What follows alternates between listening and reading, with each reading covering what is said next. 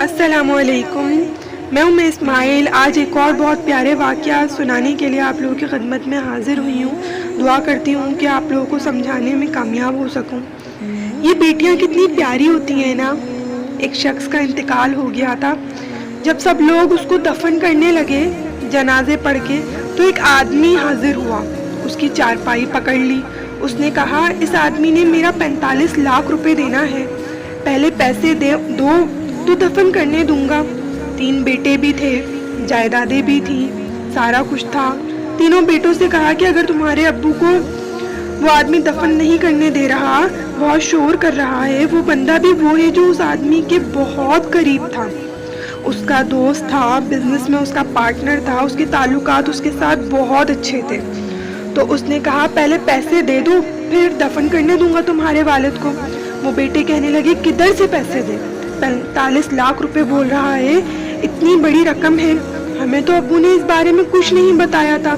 حالانکہ جائیدادیں ہیں، مکان ہے، دکان ہے، سارا کچھ ہے، لیکن بیٹے یہی کہہ رہے ہیں کہ ہم پیسے کدھر سے دیں؟ 2-4 لاکھ کی بات ہوتی تو ٹھیک تھا، 45 لاکھ کی رقم ہے، ہم کدھر سے دیں؟ تھوڑا سا اپنے آپ کو وہ آدمی نرم کرے، اپنے رویے کو نرم کرے تو ہم اس سے بات کریں، شور تو کم کرے، لیکن ہم کدھر سے پیسے دیں؟ 45 لاکھ تو نہیں دے سکتے، 2-4 لاکھ دے سکتے ہیں۔ شور بہت ہو گیا تھا۔ اس انسان نے اس کی چارپائی تھامی ہوئی تھی کہ پہلے پیسے دو، پھر ہی دفنانے دوں گا۔ 3 بیٹے تھے تو ایک بیٹی بھی تھی۔ بیٹی کو جب گھر پیغام پہنچایا گیا کہ تیرے ابو کو دفن ہونے نہیں دے رہا وہ آدمی، بیٹی کو بتایا گیا کہ کوئی آدمی جس کے تیرے ابو نے 45 لاکھ دینے ہیں، وہ بول رہا ہے کہ جب تک پیسے نہیں ملیں گے تب تک دفنانے نہیں دوں گا۔ بیٹی نے سنا اور سنتے ہی اپنا سارا زیور اتار کر دے دیا۔ اس نے کہا، اس چچا سے کہو جو میرے ابو کے اس دوست سے ابھی یہ رکھ لے، میں تھوڑا تھوڑا کر کے ان کا سارا قرضہ اتار دوں گی۔ مجھ پہ بھروسہ رکھیں، میرے باپ کو مرنے کے بعد یوں رسوا نہ کریں، انہیں عزت سے دفن تو ہونے دیں، میں ایک ایک پائی لوٹا دوں گی، میرا وعدہ رہا۔ جب اس بیٹی نے اپنا 8 سے 10 لاکھ کا زیور بھیج دیا تو قرضہ لینے والے نے شور کرنے لگا اور کہنے لگا، او مجھے پتہ چل گیا، مجھے معاف کر دو سارے اور اسے دفنانے دو۔ سب کہنے لگے، ہوا کیا ہے؟ تو وہ کہنے لگا، مجھے اس سے 45 لاکھ لینا نہیں تھا، بلکہ مجھے اس کا 45 لاکھ دینا تھا۔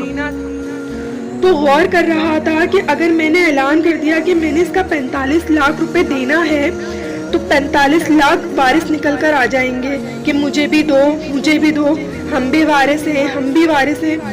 تو مجھے یہ رویہ اس لیے اختیار کرنا پڑا کہ میں دیکھوں اس کا اصل وارث ہے کون۔ تو مجھے اصل وارث مل گیا۔